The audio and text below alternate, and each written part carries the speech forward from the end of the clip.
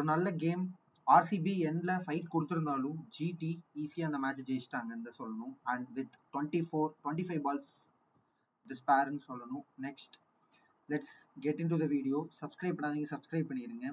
First ஆர்சிபியோட batting வந்து பார்ப்போம். Toss ஜெயிச்ச ஜிடி பவுலிங் சூஸ் பண்ணாங்க. அது ஒரு நல்ல டிசிஷன் தான். அகமதாபாத் பிச் ஏர்லியராக கிராஸ் கொடுத்துருந்தாங்க விக்கெட்ல, அதனால ஒரு பவுலிங் நல்ல டிசிஷன். அண்ட் சிராஜ் யூஸ் பண்ணாரு எஃபெக்டிவா.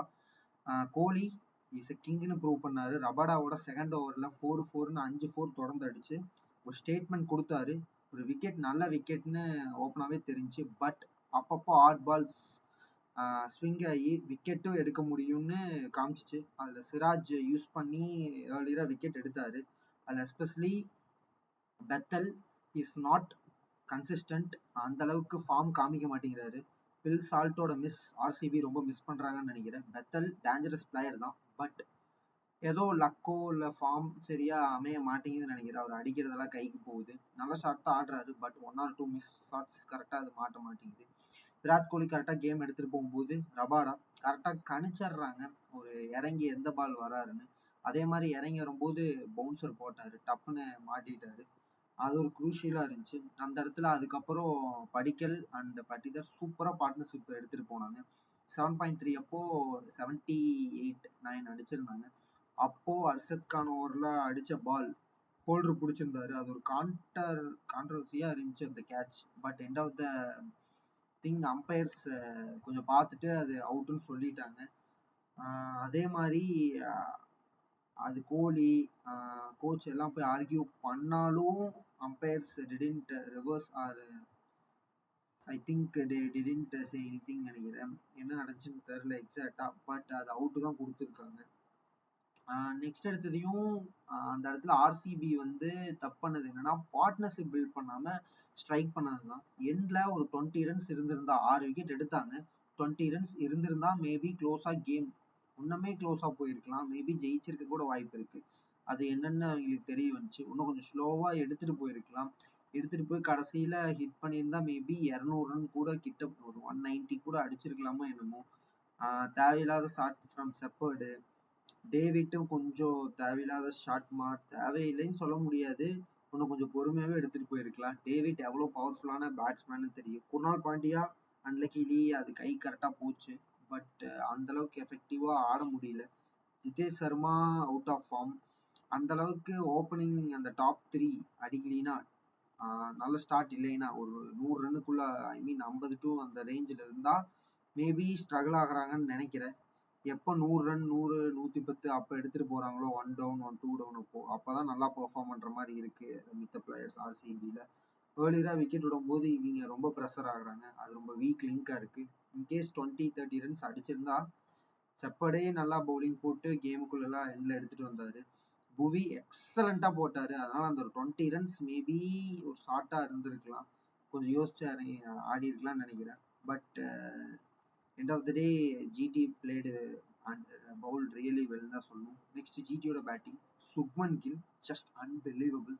எப்போ சுப்மன் கில் வந்து அந்த புவனேஸ்வர் குமார் ஓவரில் extra cover inside out lofted cover drive அடிச்சாரோ அது 6 போச்சு. அவ்வளோ சூப்பராக இருந்துச்சு. அப்பவே தெரிஞ்சு அவர் ஒரு நல்ல ஃபார்ம்ல நல்ல டச்ல இருக்காரு. அண்ட் வித் பிச்சும் சூப்பரா பேட்டிங் இருக்குன்னு தெரிஞ்சு. டியூ எவ்வளோ வந்துச்சுன்னு தெரியல. டியூ வந்த மாதிரி தெரியல. But excellent batting from Gill. அதுக்கப்புறம் ஏசலூட்டோட செகண்ட் ஓவர் 24 ரன். கோலி அங்கே 21 ரன் அடிச்சா இங்கே 24 ரன் டிபெண்ட் அப்படின்னு சொல்லி சூப்பரா ஆடினாரு. 18 பால் 43 எண்ட்ல ரொம்ப முக்கியமா இருந்துச்சு. எப்பவுமே ரன் ரேட்டு கீழே இறங்க விடல. விக்கெட் போனாலும் அவங்க ரன் ரேட் கீழே இறங்க விடாதனால ஈஸியா அந்த மேட்சை கம்ஃபர்டபுளா ஜெயிக்க முடிஞ்சுச்சு. 4 விக்கெட் போனாலும் பின்னாடி ரபாடா இருந்தாரு. Arshad Khan can bat. அதனால அது கம்ஃபர்டபுளா தான் ஜெயிச்சிருப்பாங்க. இன்னும் 2 விக்கெட் போயிருந்தா கூட. இந்த இடத்துல என்ன டேக் அவேனா RCB they have to rethink about their strategy. அந்த அட்டாக்கிங் ஸ்ட்ராட்டஜியை கொஞ்சம் குறைச்சு கேமை எவ்வளோ டீப்பாக எடுத்துகிட்டு போய் நல்ல ஒரு டார்கெட் ஒரு நம்ம பவுலிங் அட்டாக் ஸ்ட்ராங்காக இருக்குது. ஏன்னா RCB cut very good attack. இன்னைக்கு 5th பவுலர் ஆப்ஷன் செப்படே இருந்தே நல்லா போட்டாங்கன்னா பார்த்துக்குங்க. அந்த வெங்கடேஷ் ஐயர் ஆப்ஷன் 50-50 தான். இம்பாக்ட் பிளேயர் பேட்டரா கடைசியில் எடுத்துட்டு வந்ததெல்லாம் நான் ஒத்துக்க மாட்டேன். புவனேஸ்வர் குமாரே சூப்பரா எடுத்துட்டு போக முடியும்னு தெரியும். வெங்கடேஷ் ஐயர் அந்த அளவுக்கு நல்லா அவர் ரேட்டே பண்ண மாட்டேன். ஓகே 50-50. செப்பர்ட் சூப்பரா பவுலிங் போட்டாரு. இந்த ஆப்பர்ச்சுனிட்டி அவருக்கு ரொம்ப யூஸ்ஃபுல்லா இருக்கும். ஆர்சிபி ஒரு மேட்ச் தான் தோத்தாங்க.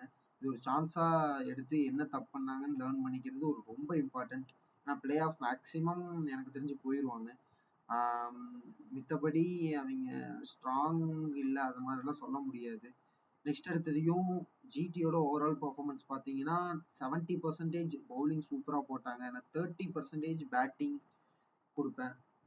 அந்த அளவுக்கு கொடுக்க மாட்டேன் பேட்டிங்க்கு. ஏன்னா பேட்டிங் டாப் 3 அவுட் ஆனதையும் ஸ்ட்ரகிள் பண்ணாங்க மிடில் ஆர்டரில். அந்த ஷாருக் கான் எதுக்கு ஆடுறாருன்னே தெரியல. எனக்கு தெரிஞ்சு அவர் மித்த ரீப்ளேஸ்மெண்ட் பின்னாடி யாரும் பேக்கப் இல்லையா என்னன்னே தெரியல. They have to look in டுன்னு நினைக்கிறேன். நெக்ஸ்ட் அடுத்ததையும் பாயிண்ட்ஸ் டேபிள் பார்த்தீங்கன்னா ஆர்சிபி ரிமைன்ஸ் செகண்ட். அண்ட் கொஞ்சம் ரன் ரேட் குறைஞ்சிருக்கு. பட் தே வில் கம்பேக்னு நினைக்கிறேன். ஜிடி அதே 5th தான். ஏன்னா 10 பாயிண்ட்ஸ் எடுத்திருக்காங்க. 4th place 12 points. டாப் 4மே 12 2 3 4 12 பாயிண்ட்ஸ் அண்ட் ஃபர்ஸ்ட் பிளேஸ் மட்டும் தான் 13. அதனால ஜிடி ரிமைன்ஸ் 15 தான் நினைக்கிறேன். Sorry 5th place. நெக்ஸ்ட் அடுத்ததையும் ஒரு ரொம்ப இம்பார்ட்டன்ட் கேம். வர மேட்ச்லாம் இம்பார்ட்டன்ட். அதுலேயும் முக்கியமான மேட்ச் டிசிக்கு. DC versus RR. Home ground ஆர்ஆருக்கு தான். ஜெய்ப்பூரில் second match of the tournament. கவுஹாத்தியே இருந்துச்சு home ground first of for RR. இப்போ back to the pink city Jaipur. Pitch சூப்பராக இருக்குது. ஃப்ரெஷ். போன மேட்சை ஈஸியாக சேஸ் பண்ணாங்க சரேஜ். அதே மாதிரி அந்த பிச்சில் இன்னைக்கும் எனக்கு டுமாரோ மேட்சும் எனக்கு தெரிஞ்சு ஹை ஸ்கோரிங்காக தான் இருக்கும். டாஸ் ஜெயிச்சு பவுலிங் அதுதான் பெட்டர் டிசிஷனாக இருக்கும். ஏன்னா ரெண்டு டீமும் பேட்டிங் ஹெவி டீம். இப்போ ஸ்டார்ட் வித் டிசியோட லைனப். டிசி ஸ்டார்டிங்கில் ஓப்பனிங் காம்பினேஷன் மட்டும் செட் பண்ணணும். KLR looking good. Last match என்னதான் 76க்கு அவங்க ஆல் அவுட் ஆயிருந்தாலும் வில் கம்பேக்னு நினைக்கிறேன். அதுக்கு முதல் மேட்ச் 264 அடிச்சிருக்காங்க. 76 கான்ட்ராஸ்டிங்காக இருந்தாலும் ஏதோ ஒரு நாள் ஒன் பேட் டே, ரொம்ப பேட் டேவா இருந்துச்சு. They had good day also. அந்த 264 பேட்டிங்ல சொல்றேன், பவுலிங் நான் சொல்ல வரல. பவுலிங்ல அந்த அன்னைக்கு பேட் டேவா இருந்துச்சு. சரி okay, let's talk about that 11 from DC. Opening they have to look in to it. I think Abhishek Porel and KL ராகுல் நினைக்கிறேன் ஓப்பனிங் பண்ணுவாங்க. அவருக்கு ஓப்பனிங்ல நியூவா வந்த அந்த சாரி அவர் பேரு எக்ஸாக்டா தெரியல. அவருக்கு எனக்கு தெரிஞ்சு சையத் முஸ்டாக் அலி ட்ரோஃபில அவர் ஆடினது நான் பார்த்தேன். He looking dangerous there. But இந்த லெவல் ஒரு 2 பால் தான் பேஸ் பண்ணாரு. பட் அதை விட ஒரு நல்ல ஆப்ஷன் அபிஷேக் போரல். எக்ஸ்பீரியன்ஸ்டு, ஐபிஎல்ல நிறைய ஆடி இருக்காரு. இந்தியா ஏ அது மாதிரி நிறைய கான்ட்ரிபியூட் பண்ணியிருக்காரு. அதனால they will go with Abhishek Porel நினைக்கிறேன். 1 டவுன்ல நிதிஷ் ராணா அதே மாதிரி கண்டினியூ பண்ணுவாங்க. 2 டவுன் ரிஸ்வி, மில்லர் அண்ட் அப்படியே வருவாங்க ஸ்டப்ஸ் அப்படின்னு ஓவருக்கு தகுந்த மாதிரி. ஃபினிஷிங் அசிதோஷ் சர்மான்னு தான் நினைக்கிறேன். ஓவராலாக batting they had a good batting. One day bad ரொம்ப யோசிக்க மாட்டாங்கன்னு நினைக்கிறேன். நெக்ஸ்ட்டு ஆர்ஆரோட பேட்டிங் பார்ப்போம். ஆர்ஆர் வைபவ் சூரியவன்சி எக்ஸலண்ட்டாக ஆடிட்டு வந்திருக்காரு. எமர்ஜிங் பிளேயர் அவார்ட் கன்ஃபார்ம் இவர் தான் வாங்குவார்னு நினைக்கிறேன். ஃபாஸ்டஸ்ட் பால்ஸ் டு கெட் 400 நினைக்கிறேன். 167 are balls, 167 balls. Just unbelievable. 15 years old. Jaiswal அவரு அவுட் ஆனதுக்கப்புறம் போன மேட்ச் சூப்பராக ஒரு குயிக் ஃபயர் அடிச்சு அந்த சேசிங்க்கு இம்பார்ட்டண்டாக ஃபேக்டராக இருந்தார். ஜுரைல் கன்சிஸ்டண்ட்டாக இல்லை. பட் அவரு ஓரளவு கான்ட்ரிபியூட் பண்ணால் போதும்னு தான் நினைப்பாங்க. பராக் கிளிம்ஸ் காமிச்சாரு. அதே மாதிரி கண்டினியூ பண்ணாருன்னா பெட்டராக இருக்கும். ட்ரெஸ்ஸிங் ரூமில் புகை பிடிச்சிட்டு இருக்காம அதுக்கு வேறு ஃபைன் கட்டினாரு. தேவையில்லாத கான்ட்ரவர்சிலெல்லாம் மாட்டாருன்னு நினைக்கிறேன்.